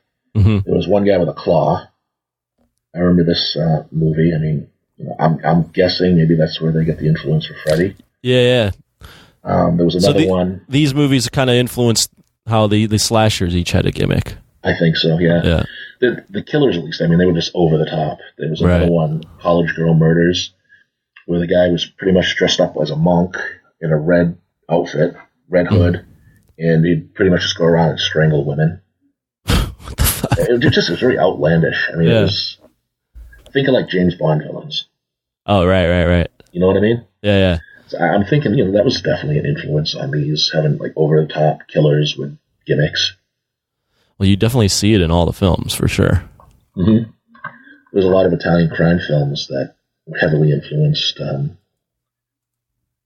slashers as well. There was one in 73, 74 called Torso, and that's a really good film. Very bloody. And, you could just see the influence in the slashers from a lot of these. Are slashers considered exploitation films? Or is that the different era? I guess some of the lower budget ones, like Maniac and whatnot, could be, but...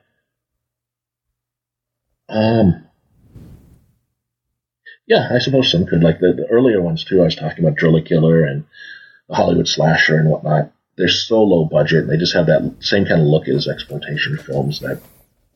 What is just for those that don't know, what does an exploitation film kind of look like, or what is that? They're just very low budget movies.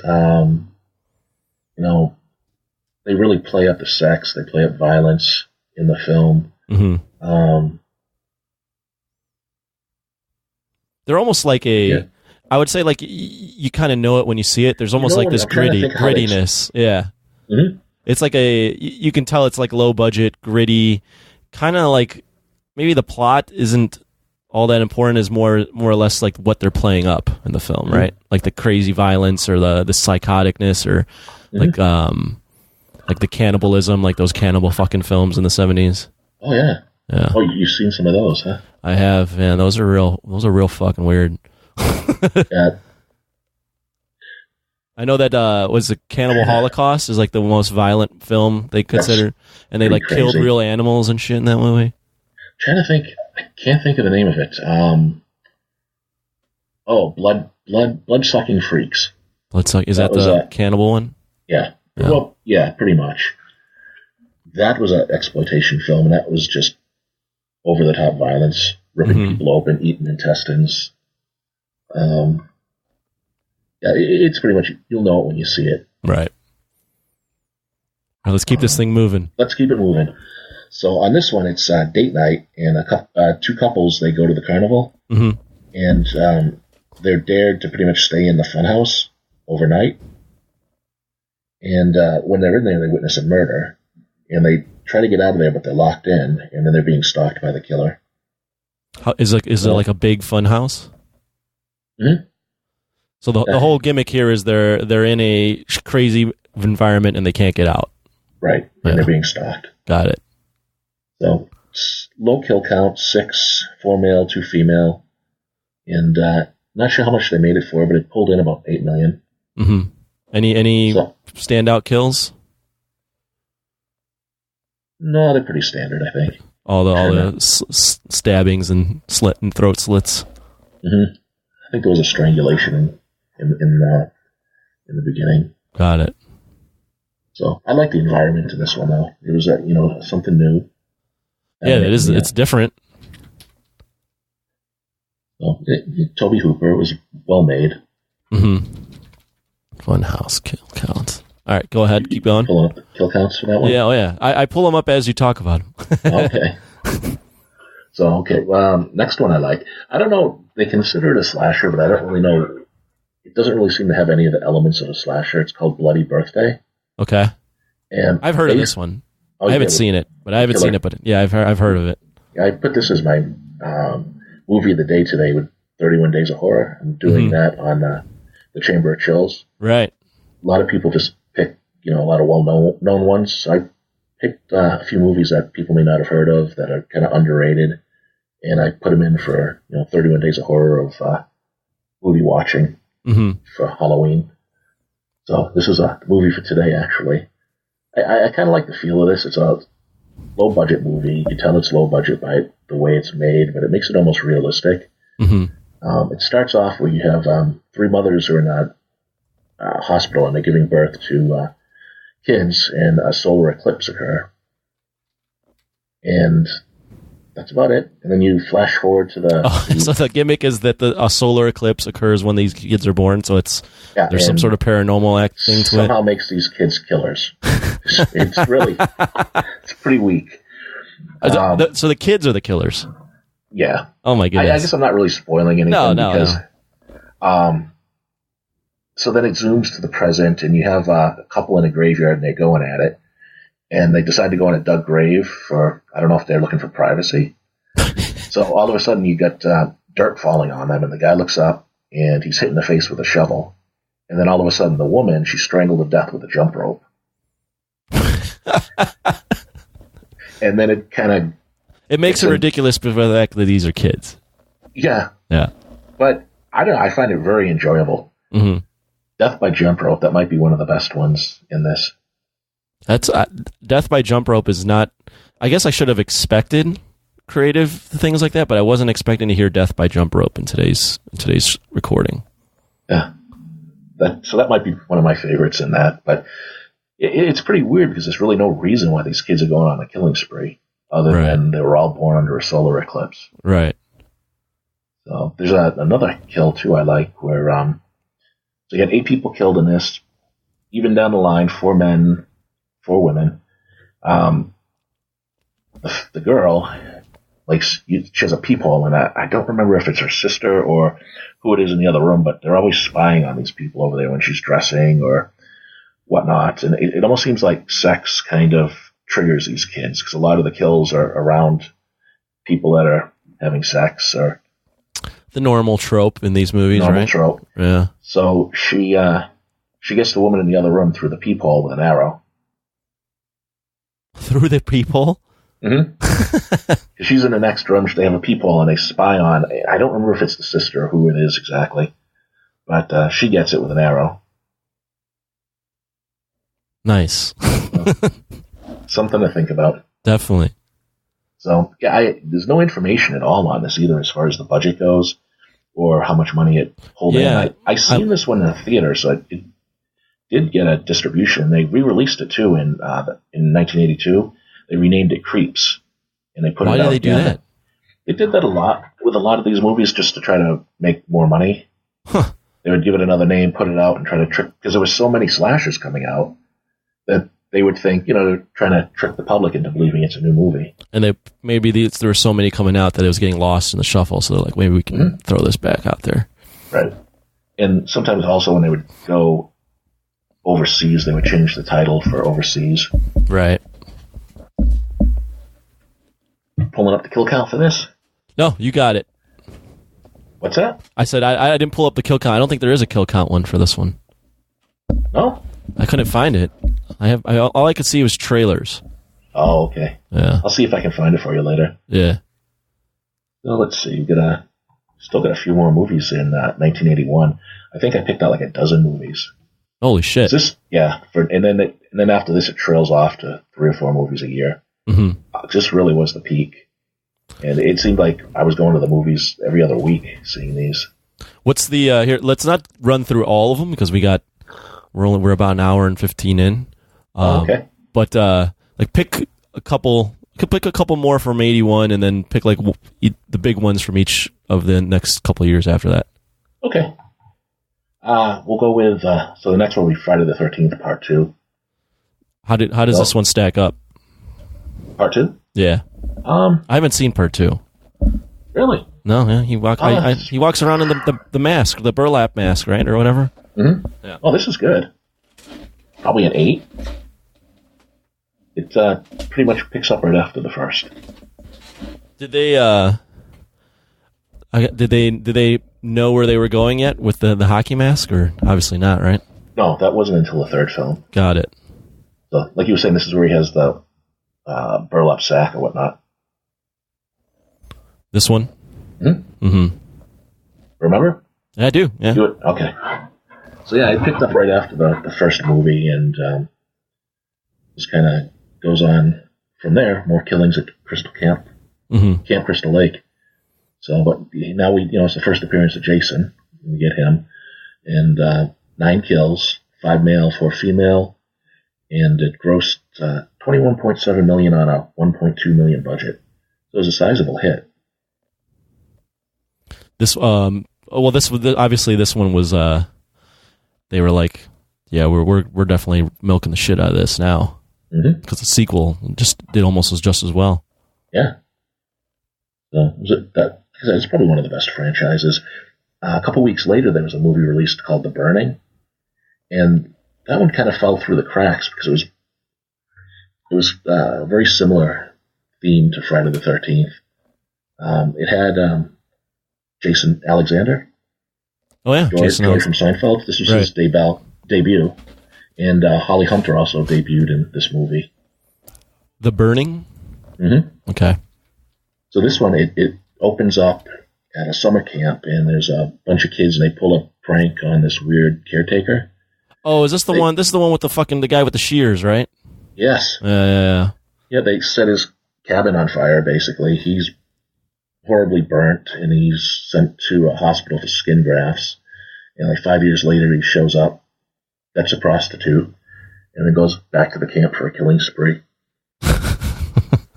It's pretty good. This one, I just remember like he always is like putting his hands up with the fucking shears. Right. Now, some people consider this better than Friday the 13th. Really? And I would say it's up there. Would you say so? I don't know if I'd say it's better, but it's up there. Tom Savini, he turned down a job for Friday the 13th Part 2 to do this. They originally wanted him to do the makeup on Friday the 13th Part 2, but he picked this instead. I'm seeing, though, that this is produced by a man that is in the news for the wrong reasons now. Yeah. Harvey Weinstein. Yeah. This is one of the first movies for his film company. Yeah. So, yeah, I guess we can't watch it. I guess not. Can't watch anything he's ever done. No. That includes a lot of Tarantino movies, too, so what are you going to do? Yeah, what are you going to do? So, kill count on this was 10, 5, and 5. So it was pretty much down the middle. They made it for $1.5 million. But for whatever reason, and I think it just kind of slipped through the cracks with, being around Friday the 13th Part 2, it didn't even make back its money. I think eventually it did when it hit Japan, and then it made the budget back overseas. But it just kind of fell through the cracks. Yeah, this one I didn't really hear too much about other than just the fucking guy with the shears, that's all. It's good. Yeah, if you like Friday the 13th, I'd check this one out. Yeah. What's the next one? Let's see. I'm skipping. Another one I like is Happy Birthday to Me. Okay. And, what's the gimmick in this one? Okay, so what stars Melissa Sue Anderson from Little House on the Prairie. Mm-hmm. You familiar with that? Oh yeah. She was Mary, the blind girl. Yeah. See, you can't really picture in a role like this. So she's part of the school's elite, part of the top 10 clique. And all of the popular students are getting killed off one by one. Now, she thinks she's having blackouts because there was an accident 4 years before, and killed her mother, and she was able to get out of the accident, but she had her head injury or whatnot, and that's part of the reason she's getting the blackouts. So it's kind of a mystery as to who's doing these killings. It kind of sets it up where you think it's her, and maybe it is, maybe it isn't. So this has probably a really good kill as well. It's you'll see it on the cover of the DVD and a lot of the posters. Where is this the kebab? A shish kebab through the throat or down the throat. That's fucking hilarious. Yeah. So kill count was 9. They had 6 males and 3 females. Wow, and, another one hating on the males. Yeah. This one did pretty good, too. It was made for $3.5 million, so it had a good budget, and it pulled in $10.6 million. Pretty good. So these movies are still very profitable. And this is all still early 80s, right? 81. 81, okay. So as some of the other ones in 81, there's Hell Night with Linda Blair. That was really good. The Prowler. I've heard of The Prowler. Yeah, 1981. That's with Tom Savini doing the effects on that. Mm-hmm. It's kind of an interesting setup. During World War II, this woman writes a Dear John letter to her boyfriend that's overseas and breaks up with him. And she's attending a graduation ball or something like that with her new boyfriend. And they go out back to make out and are attacked by the Prowler. And he's wearing this Army combat uniform. Mm-hmm. So and he impales them both with a pitchfork. Oh, and then he leaves a rose behind. So then, flash forward, I think 30, 35 years, and the town's having its first graduation ball again, and it triggers more killings. So it's kind of a mystery because, Oh, another whodunit type? Who's doing it? Right. It's not going to be, this guy's going to be ancient at that point, so is it him? Is it someone else? Who would it be? You got to find out. You got to watch it, right? You got to watch it. 8 kills, 2 males, 6 females. Yeah. So it just made back its budget, too. They made it for $1 million, and it grossed $1 million. So this one wasn't all that successful. No, it has a cult following now, but they were putting out so many movies, it just kind of fell through. I feel like all of these eventually get cult followings, even the ones that don't end up doing well. Yeah, I suppose. Yeah. Well, even the ones that aren't that good. Right. So people just gravitate toward them because they're like, oh, this one I liked because of for whatever reason. So yeah, Halloween 2 that came out in 81. Yep. So we talked about that. We talked about Halloween 2. Yeah. I even gave you my favorite kill. Yeah. Wow. The one that doesn't make any goddamn sense though is the one where the nurse is like bled out. Okay. I'm just like, how the hell, like he's such a like brutal killer, and then he like meticulously just bleeds out this one nurse. Yeah, that's a good point. You know? You can't really overthink these though. No, you can't. You can't. Otherwise, it kind of spoils it. This one had made for $2.5 million. It grossed $25.5 million. It was a sizable hit, and that it kept it going too. Right. Did you ever see Halloween 3? I know. I haven't. I've never fully watched the movie, but I remember it being made, or I remember hearing about it and being like, doesn't have Michael Myers, and then they were doing the whole like we were going to make a different Halloween film every year that was like a different theme. Yeah. He wanted to make it sort of an anthology, an anthology where you had a different tale every year based around Halloween. It was actually a good. It's not a slasher, but it was a really good movie, and it was really underrated because. Kind of fucked up too. One of the kids dies in the movie wearing the mask. Oh yeah. Well, nationwide, anybody with those masks would die if they put on like the signal or something, right? Detective, right? Unless he solves everything and takes down the Druid in his evil plans. It's almost like a James Bond movie, right? It's so over the top. You remember the song "3 More Days to Halloween"? No, I don't. Once that gets in your head, let me play something for you.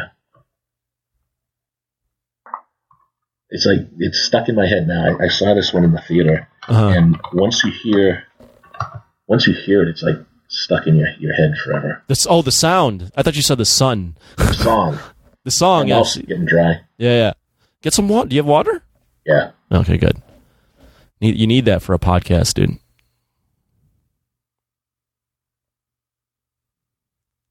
Are you playing it? They have? Yeah. Did you hear it? I can't hear it through. I don't think it'll. We can hear it through. They actually have a video on YouTube of 24 hours of that continuously. Oh God! Can you imagine who's going to listen to that? Some real fucked up people. Tony? Yep, I'm here. Can you hear me? Can you hear me? Oh, looks like we lost Fiddlestyx. We'll have to re-record or get reconnected with him. Give me a second here, guys. Okay, can you hear me? I got you. Yeah. All right. Yeah. I don't know what happened there. Yeah. There we go. He's back. I'm back. I know. I was toning down the volume on that, and I think I went too low. Yeah. I couldn't hear you. Yeah. I heard you go, Tony.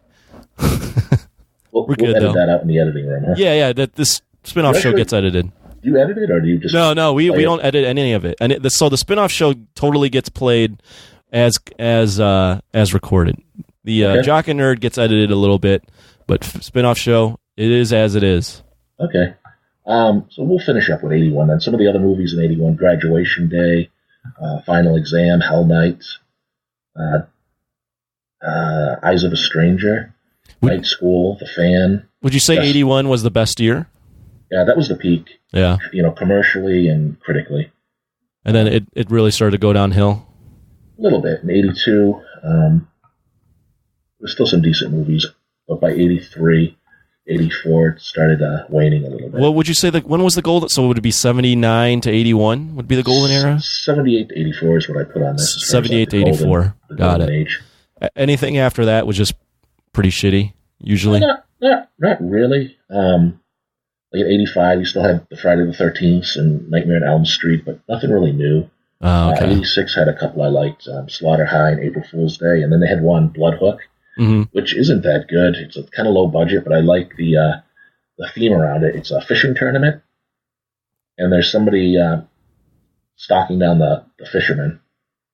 It's just crazy. That's so stupid. Yeah. But it's compelling to watch. Yeah. What?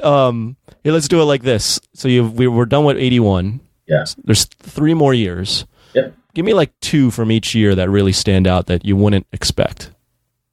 Okay. So 82, there was one released right in the beginning of the year. It's really underrated. It's called Madman. Okay. And it's rated pretty high. When people rank slashers, they usually put this like in the top 25. Madman? Madman. I've never even heard of this. Yeah, it's it's kind of like The Burning, kind of like Friday the 13th. Group of camp counselors are stalked in the woods. Another one like this? Mm-hmm. Huh. But it's pretty good. And it's really underrated. A lot of people didn't see it. What's the best kill? It's all axe murdering. Pretty much. Good old. I feel like axe is one of the killer is Madman Marks. Okay. He's a legendary axe murderer. They kind of built up a like an urban legend. It's supposed to be this urban legend, and I'm trying to think of. I think a kid does something in the movie that kind of irks this guy, and he's like, "Well, I'm going after all the kids now," and he just goes on a rampage. Or there's a kill count on YouTube if you want to check. Oh yeah, like I said, when we're done, man, I'm gonna be all over kill count just looking at some of these. I was looking at not to take it too off point, but I was looking at the Maniac kills. Mm-hmm. Those are fucking brutal. Yeah, so that was one of the most realistic ones. I mean, that's just like I said earlier, that's just some regular dude going fucking nuts. Yeah, which makes it that much scarier. I think it makes it scarier. Yeah. Yeah. The kill count on this was 10, 5, and 5. And another pretty even one. Yeah. So it kind of shoots down the theme that they're only going after women. They're just going after people that make dumb decisions. Yeah. And really, with these movies, too, with the final girl, that's usually the woman is the strongest one in the movie. Yeah, usually, survives, fights back. Usually, she fights back. She's smart, usually. It's usually the women that are actually the smartest. Mm-hmm. Not always, but like in at least the final woman. Right. Well, let's see. Another good one I liked was Hospital Massacre. Hospital Massacre. X-Ray. It had the big selling point was. Do you know who Barbie Benton is? No, who's that? You might want to Google it. Barbie. What's her name? Barbie Benton. Okay. She was on the cover of Playboy 4 times. Oh, okay. So that was the big selling point with this one. It was pretty much just. Is she the lead? She's the lead. Okay. Does she show her boobies? Yes. Oh, wow. Usually the lead doesn't get to show her boobies. Oh, yeah. So, she was Hugh Hefner's girlfriend for a while. He dated everybody. On, I guess they had a TV show, Playboy After Dark. Uh-huh. And she was the host on that, I think, or co-host. There was a TV show called Playboy After Dark? Right. It was just 70s. Just like porn, basically? I don't know. Oh. It's not something I watched as a kid. Grandma wouldn't let you watch that. No. So she started dating Hefner around then, and I thought this was kind of funny, but she says to Hefner at first, she goes, I don't know if I really want to date you because I've never dated anyone over 24 before. Mm-hmm. And Hefner retorted, he goes, that's all right, neither have I. So I just wanted to share that with you. I thought you could use that. That's good. Yeah. What movie? Hospital Massacre. There we go. Hospital Massacre, also known as X-Ray. Is this one just in a fucking hospital? Is that the gimmick? Yeah. It starts off, in the past, and there's this boy who likes the Barbie Benton character, gives her a Valentine's Day card, and she's in there with a friend, and they basically just laugh at the card and laugh at this kid, rip it up. And Harold, the boy, he's out lurking, and he gets enraged by this, so he breaks into the house, and he kills the other kid by hanging him on a coat rack. Oh, fucking brutal. That's how it starts off, and then you go present time. Barbie Benton's character, Susan, she's divorced, but she has a daughter and a new boyfriend, and it's Valentine's Day, and she has to go to a hospital to pick up some test results. Well, the killer from the past, he's there, and he kills a doctor. He tampers with the paperwork to make it look like there's an issue, so she has to stay overnight for observation, and then from there he just goes on a killing spree. In the hospital? Get his revenge. Mm-hmm. I think it was pretty much, they're using that same theme from Halloween 2, with the hospital as a setting. Right. So 10 kills in this one, 7 males and 3 females. There was another one also that, a couple months later, called Visiting Hours, and that was the same sort of thing. That one was actually more gritty, but it was the same thing, a killing spree in a hospital. Had William Shatner in that one. Oh, no kidding. Yeah. William Shatner is in one of these. Is the best kill the coat rack kill? Probably the most outrageous or original or what have you. Right. So in 82, Friday the 13th, Part 3 came out, and The Mask. Talked that a little bit. It was played in 3D, so they kind of had that gimmick going. It was a 3D. Oh, stuff's coming at the screen? Mm-hmm. Yeah. They started doing that a little bit in the 80s with the horror movies, right? Yeah. They did that in the 50s.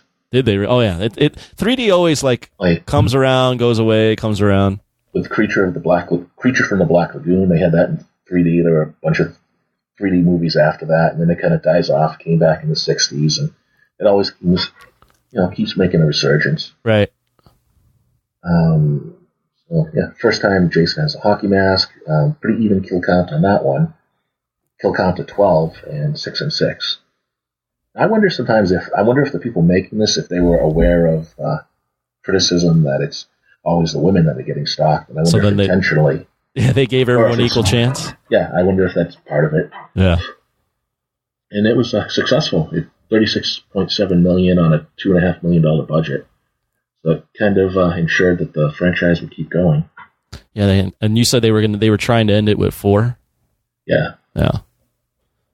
So we'll move on to the next year. I've got some other movies in here. Slumber Party Massacre. I think in 82, a lot of movies started going to VHS. Like straight to VHS? Mm-hmm. Were you seeing those too? Like as they came out? Yeah, on HBO or Showtime. Okay. So I've seen a lot of them on cable, and a lot of the big ones I've seen at the theater. But there were a lot that never made it to the theater. There's one called Honeymoon Horror. The last horror film. There was a Chuck Norris slasher. Really? Did you know that? Yeah, they tried to mix martial arts with the slasher, stalk and kill. Wait, Chuck Norris was in it? He was it. He starred in it. He was the killer? No, he was going against the killer. I think. Okay. It's called Silent Rage. I vaguely remember it. They gave the killer some sort of injection, so he became really super powered. Mm-hmm. And Chuck Norris had to stop him. That's hilarious. So let's before I go into the next year, we'll talk about some of the other people in the movies we haven't talked about. Like, yeah. Do you know Al Pacino was in a slasher? Really? Yeah. Which slasher? They had, I don't know, I guess you could consider it a slasher because of a lot of killing with knives. It was called Cruising. Okay. From 1980. Is it good? And, yeah, it's a pretty decent movie, actually. It really caused an uproar because it's about a serial killer that's stalking down gay men in leather bars. Okay. And Al Pacino's a detective. He goes deep undercover, and he has to try to find this guy. Uh-huh. And it really got a bashing from the gay community. It felt that it put them in a bad light. Oh, okay. But it was relatively successful. I think it made like $10 million. And you would consider this a slasher film rather than like just a detective? More of a detective mystery, but this is considered a slasher. Like I said, I don't always agree with some of the things that are considered slashers. Mm-hmm. Since the killer is a serial killer, he's using a knife. I mean, I think that's really the only connection to a slasher. Right. But it's Al Pacino. Yeah. Charles Bronson was in one too. 10 to Midnight. Huh. And with that one, that was almost like a Ted Bundy kind of character, a serial killer, and he has to track down the serial killer. Just go ahead. Death Wish meets a slasher film, pretty much. When just so we have context here, when did Friday the 13th, or not Friday the 13th, Nightmare on Elm Street come out? What year was that? 1984. Oh, okay, 84. Yeah. So it's still in the golden age. It is. That's right near the end. Right. See some other people that were famous that we didn't talk about. Christopher Lloyd, Doc from Back to the Future. Oh, no kidding. What was he in? He was in a movie called Schizoid in 1980. So he was still in Taxi and whatnot, but I don't think he was really that famous. I'm thinking, was Back to the Future the movie that really made him a household name? Yeah, I would say so, right? Well, it was still before he was famous. Well, let's see here. I'm looking at his thing. He was in the National Lampoon movies. Yeah. But still not someone you would expect to see in a slasher. No, not at all. Jennifer Jason Leigh, she made her film debut in Eyes of a Stranger. She was a mute, deaf mute. Huh. And, was being stalked. She was the final girl. Oh, she's the final girl. I was going to say, does she survive? I'll have to watch it and see. But she's the final girl. There was a movie called Final Terror, and it was filmed in 81, but it didn't actually get released until 1984 because Daryl Hannah was in it. So this was after, they put it out after Splash because pretty much, to play up her name. Mm-hmm. They figured, we can make some money off of her name now that she's famous. Who else has been? Is there any other big ones? Kevin Costner was in a slasher, Shadows Run Black. Oh, Kevin Costner. Costner, yep. George Clooney. His second film was Return to Horror High in 1987. That was it was almost like a spoof of slashers. Huh. Kristen Davis from Sex and the City. Also in a slasher. Doom Asylum. Brad Pitt. What? Right, yeah. Cutting Class. It's not a very good movie. It was from 89. Ant-Man himself, Paul Rudd. Oh, he was in the Halloween. Yep. He's Tommy, right? Yeah. Yeah. It's Lisa Morrison's Hall Pass. Shout out to Lisa Morrison. Yeah. I don't know if she even listens to this. I don't know if she listens to the spin-off show. Maybe she'll listen to this one. Maybe. Well, yeah. I think we'll get more listeners on this one from the nation just because it's you. Maybe. I hope so. Yeah, it's because it's your debut. Have you been on a podcast before? No. Oh, okay. Yeah, this is my debut then. There you go.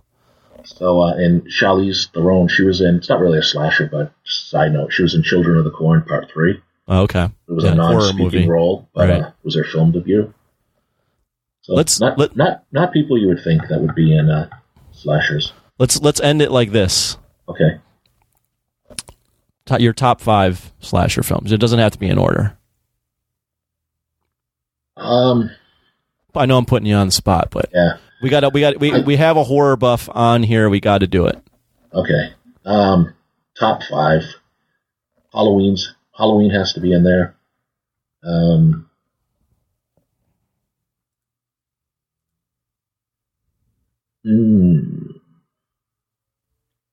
Friday the 13th, Part 4. Okay. It's kind of hard because I like them all for one reason or another. Right. But ones you'd be like, you should definitely see this if you're a big slasher fan. Okay, Nightmare on Elm Street for sure. Mm-hmm. There was one that's kind of underrated, House on Sorority Row. That was really good. Okay.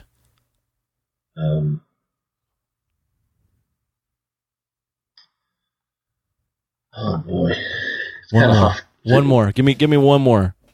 Maybe an underrated one. An underrated one. Check out the Funhouse. I really like that one. Yeah? Yeah. The cover to that's real creepy. Like it's the snaggletooth. Really I'm already forgetting, Terror Trap. That's a Tourist Trap, sorry. Tourist Trap, yeah. That's another one that's really underrated. That's worth checking out. Yeah. Now I'm going over the 5. It's really hard because I like a lot of these for different reasons. Mm-hmm. Where would you say the slasher genre in horror ranks for you? I guess it ranks pretty highly. Like I said, there's a lot of nostalgia tied to it for me. Right. I really like. I was thinking about talking about Universal Monsters with you. Oh, we can do that on another show. Universal Monsters is one of my I love that shit. And I knew you did, but then I'm like, I don't know what kind of audience there is for that. So I figured I'd lean towards the slashers. I knew you were really into those. The slashers is just the easiest one to talk about, just because everyone kind of has some sort of memory of the slashers. Mm-hmm. The horror icons come out of the slashers. I think that's probably my introduction to a lot of monster movies was those Universal films. Mm-hmm. The Frankenstein, Dracula. Looking back on those, I mean, I remember watching those as a little kid and thinking these aren't scary. They're not scary? Yeah, I didn't think they were all that scary. I remember but then again, I had the expectation of watching slasher films and stuff that was around that when I was growing up, and I was like, oh, this doesn't compare. But there is it's fun to watch those old Universal monster films. They're beautifully shot. Very beautiful. And Frankenstein and Bride of Frankenstein, the sets on that are just beautiful. Right. I really enjoyed that. That's probably the gateway, I think, to horror movies for me. Mm-hmm. And I like kaiju films. Huh? You in Chamber of Chills, you'll throw in some kaiju films. Yeah, that I pretty much grew up on too. On Saturdays, they would have Creature Feature, or sometimes it would be Creature Double Feature. So it would have a lot of the Godzilla on there, Gamera, Mothra. So you'd see a lot of those on there, plus a lot of the big bug movies like them. Right. So, I saw that as a very young kid. I was watching that. And then from there, it would be the slashers. And it just kind of went off from there. Mm-hmm. And you just enjoy all aspects of horror. I don't know if I'd say all, but most, yeah. One last question before we wrap up. What were your thoughts on the torture porn era of horror? Yeah, I don't really care for it. It's not really I like the slashers more for the cat and mouse suspense, right? And the whodunit. It's suspenseful, and I kind of think things are more scary when you don't see things because you're using your imagination, right? Or when it's almost less is more. Yeah, the whole torture porn era. I did not like that at all. I mean, some people like it, but I don't know. It's just really, you're just seeing someone get mutilated on screen. That's not. Mm-hmm. It's not necessarily suspenseful. It's just kind of gross out. Yeah. Well, hey, have you ever seen Sleepaway Camp? I have not. Heard of that one? No, I haven't heard of it. Okay, I just got a couple more movies we'll touch on because this is and I don't want to give you the ending, but this has the craziest ending I think of almost any slasher. It just hits you out of the blue. What's it called? Sleepaway Camp from 1983. Okay. I'll have to look up that one. You can watch the ending and you'll be like, what's this? There's a crazy kill in it too, where there's one girl that's a bully. This is a summer camp kind of a situation. Sure. And if you didn't know by the title. Yeah, if you couldn't tell.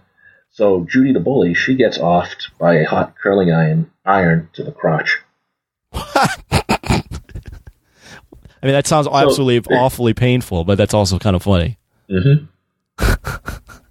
So, and if you think that's sexist, in Friday the 13th, part 4 of the final chapter, you remember the guy gets speared in the groin? Yeah. So, yeah. That's great. It's pretty fair. But yeah, at 84, we had the final chapter in Nightmare on Elm Street. Right. So let me give you a link to something. With, you might find this. I don't know if you want to talk about it or if you just want to kind of check it out on your own. Yeah, send it over. Let me add it in the show note right here. Or hit send message. Oh, okay. I was going to... Or yeah, actually, Facebook it to me. Okay. So give me a second. Of Friday the 13th. Well, one of the influences of Friday the 13th. Oh, cool. Sorry, Nightmare on Elm Street. Got it. Starting to mix together now. We've been talking it's about all it starting so to mix long. together when you start talking about slasher films. Yeah, send it to me here. Okay, cool. Yeah, I'll look at this on my own. Okay. I actually got to wrap up here. All right. But what I usually do at the end of the spinoff show, if you've already listened, you know this, is I let the guest plug whatever they want to plug. So, Fiddlestyx, thanks for being on, and the floor is yours. I'm not one of those celebrities that come on just to plug things. I just came on to talk. But if you enjoy horror films, anything about horror, you might want to think about checking out my Facebook group. It's a private group, but I pretty much let anyone in. Just answer the 3 questions, and you're in the doors. The Chamber of Chills. Yep. So check that out. I get a pretty decent group of people in there. It's a good group of people, and Fiddlestyx provides more than enough content to. Right. This month, I'm doing a movie a day for the 31 days of Halloween. I'm throwing in Halloween songs in there. I've got vintage pinup girls, Halloween pinup girls, pumpkin carvings, all kinds of fun things. Awesome. Well, yeah, if you're a horror fan, you should definitely check it out because, like I said, Fiddlestyx knows his stuff. So, yeah. Congrats on, again, your 300 episodes of Jock and Nerd, the Mother Show.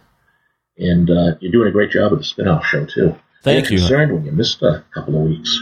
No, I thought you were running out of guests. You know what? To kind of wrap up on my end, I'm not necessarily running out of guests, but I'm trying to be just making sure I get some good content out there. I don't want to just ask anybody, so I'll keep the spin-off show going as long as I can find some good guests. Yeah, don't give up on it. No, I definitely won't. I don't want to start getting into something and then have it end. You still got Jock and Nerd as well, so you won't be able to miss my voice too much. Okay. Yeah, your show's pretty interesting. It's kind of interesting to get to know some of the listeners, and some of the guests you have on there are pretty interesting. Well, now you're a part of it. Thanks for having me on. This is a Danger Entertainment podcast. DangerEntertainment.net. Danger Entertainment Podcast Network.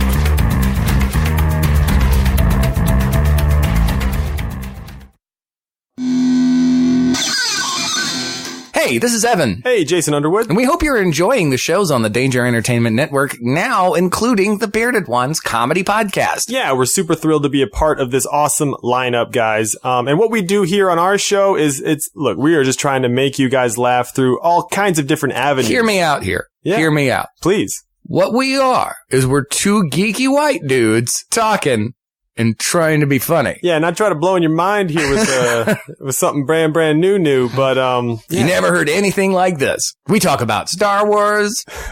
We're talking about superheroes. Talking about Marvel movies, man. Look, we're cutting some we're breaking some damn boundaries over here. We are breaking new ground. Yeah. But for real, what we do is we play invented games. Yeah, and we try to spin everything into a brand new fun game that we've made up. We filter it all through that sensibility, and we're both improvisers, so a lot of what we talk about ends up in sort of a scene that we have a lot of fun with. We talk about our lives, pop culture, and movies. We talk about a little bit of everything. So if that's what you like, check us out, Bearded Ones Comedy Podcast on the Danger Entertainment Network. They look like Vikings.